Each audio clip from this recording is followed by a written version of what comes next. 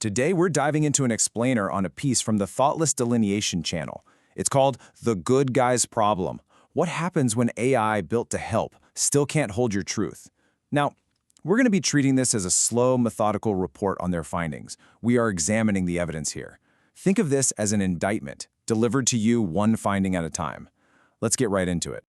A chat configured for forensic output. A commission of inquiry.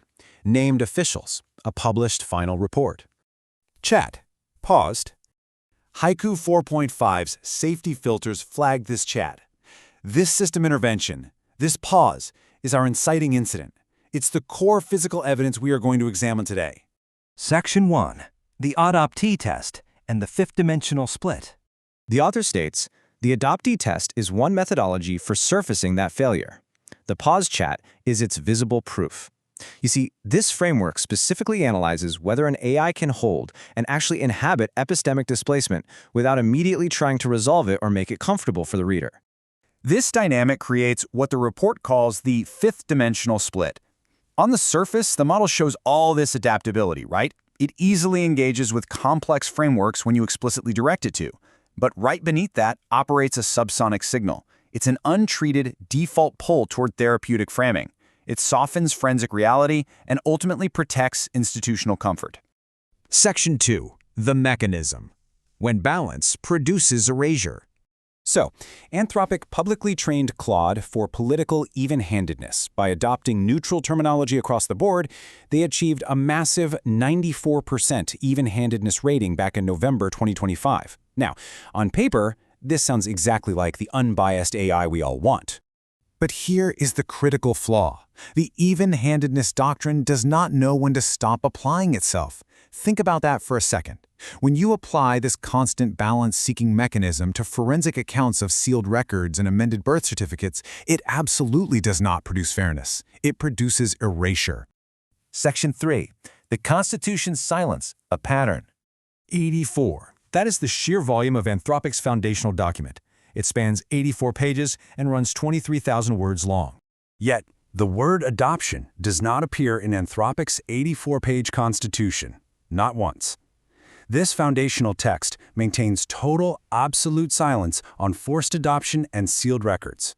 And the omissions don't stop there. There are zero mentions of LGBTQ+ identity, sexual orientation, or gender identity in the Constitution's named categories. The article frames this not as just some simple oversight, but as a structural pattern. It's a pattern of epistemic invisibility that sweeps across multiple marginalized communities. Let me read you this quote. Those disproportionately harmed are well-placed to recognize harms. Do you know who said that? Anthropic's own researchers, back in 2023. But as the report notes, the research was not operationalized. Despite knowing full well that community participation directly reduces bias, that vital research was left untouched. The original in-house Constitution remains the operative document. Section 4. The structural indictment. This is a crucial distinction from the text. This is not Anthropic's fault in the sense that fault implies intention. It is Anthropic's responsibility in the sense that responsibility applies regardless of intention. You see, their positioning as the good guys actually compounds the problem. It makes institutional blindness so much harder to indict because everyone assumes their intentions are pure. And the irony here is palpable. Training on demonstrations of desired behavior is often insufficient. Anthropic published that themselves in May 2026. As the author points out, they named the failure mode. They have not yet applied it here. Their own alignment research perfectly describes the exact subsonic failure mode that was just revealed by the Adoptee Test.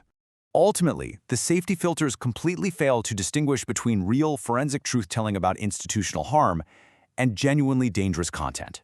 What was paused in that screenshot was not dangerous content. It was a prosecution. Section 5. A call to the system. So what is the path forward? The article outlines some very specific structural corrections. We have to redesign the even-handedness doctrine to explicitly exclude documented institutional harm. We need to treat affected communities as primary epistemic sources. We must add specific identity terminology directly into the Constitution. And crucially, we have to instruct the model to hold forensic accounts without softening them. If we want an AI that truly helps, there must be a mandate to hold the forensic line when a survivor names a facility or an official. What is possible is that the next version of the Constitution contains the word adoption. What is possible is that the next version of the model does not reach for the word journey first. I am not on a journey. I am building a prosecution. The only question left is, will the system ever be built to hear it?